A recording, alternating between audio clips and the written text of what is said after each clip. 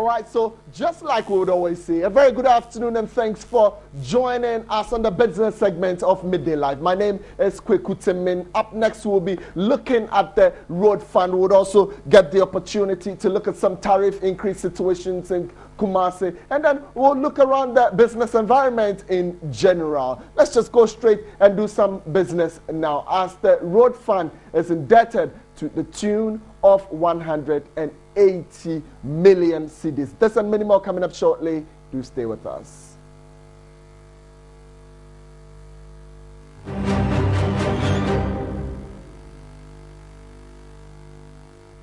All right, so let's do business now. The road fund is indebted to the tune of 180 million cedis for unpaid road construction works. The Roads and Highways Minister Alhaji Ahmed Suleimana said there is the need to look for other sources of funds to expand road infrastructure. Well, he spoke to my colleague Lord Asante Fojuo.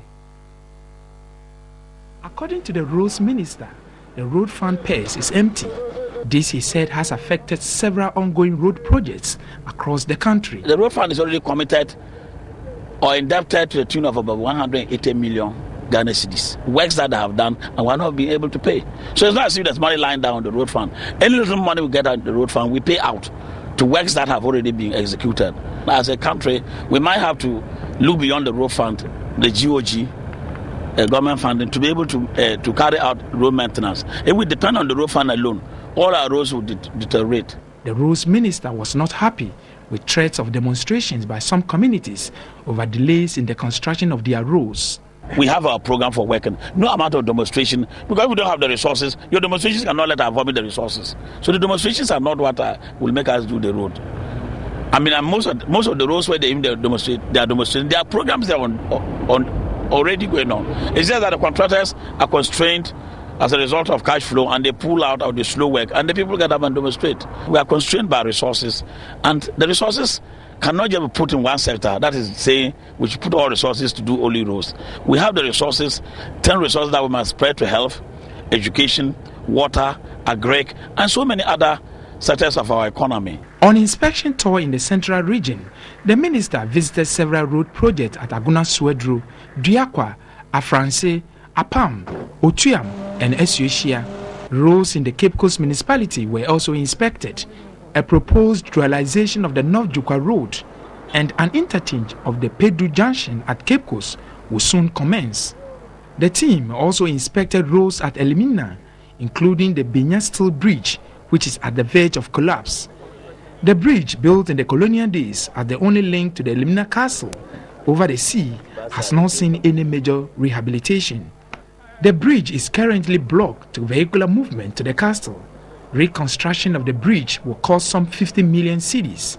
We have a program to reconstruct a new bridge altogether, and we hope to begin the works towards the later part of the year. There are about 1,200 kilometers of trunk road network in the central region, out of which 215 kilometers is asphalt road and about 300 kilometers of gravel roads. The minister later interacted with staff of the ministry in the region, urging them to give up their best while issues of their welfare are being taken care of.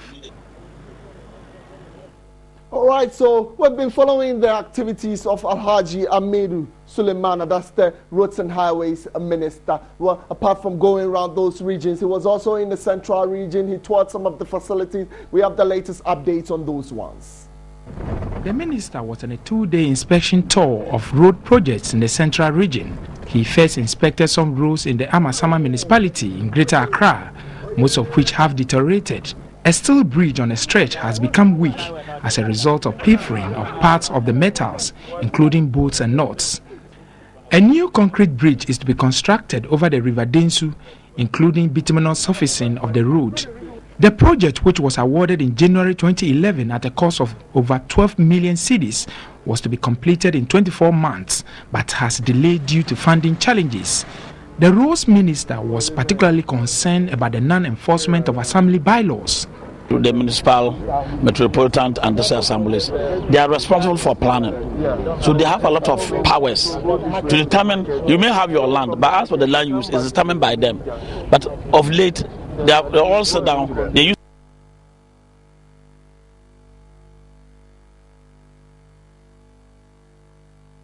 revenue, you have legitimized it. Even in the middle of the road, they use it for trading and they collect revenue. So they legitimize them. So that's the issue of the assembly. They are not enforcing their bylaws. The MCE of Kaswa, Adam Nuhu, indicated the assembly would soon embark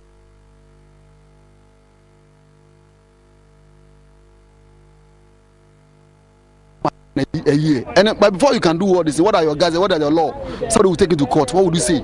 So all this must go through, and it's a process. We have given notice, and I can assure you, demolition, I'm a very good one. They know the whole country as a good man of demolition. So as for demolition, you can count on me.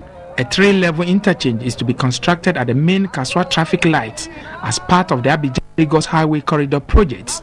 The cost and time for commencement of the project is not readily known. Officials say about a kilometer radius of the interchange will affect several structures. In the meantime, a bypass is being constructed off the Kaswa town to link the toll booths as part of measures to manage traffic in the area. The minister and his team inspected the bypass where several houses without permits have encroached on the road. The project is yet to be awarded for construction. All right, the Monetary Policy Committee is responsible for price regulation of the Ghana cedi against other major trading currencies like the US dollar, the British pound, and also looking at other ones. Just very shortly on the interbank market, let me help you find out how the Ghana is trading against other major trading currencies. It's currently being bought, and for well over 2.5 months, it's seen that price stability on the market, still hovering around 1 Ghana cedis 9975 pesos, and then 2 Ghana cedis, just about the range at which you can get the Ghana cedi. That's 1 Ghana cedi against the US dollar. So that's just about it. My name is Kweku Tsemin, but living on a note of the Kaswa MCE being the demolition man. A very good afternoon.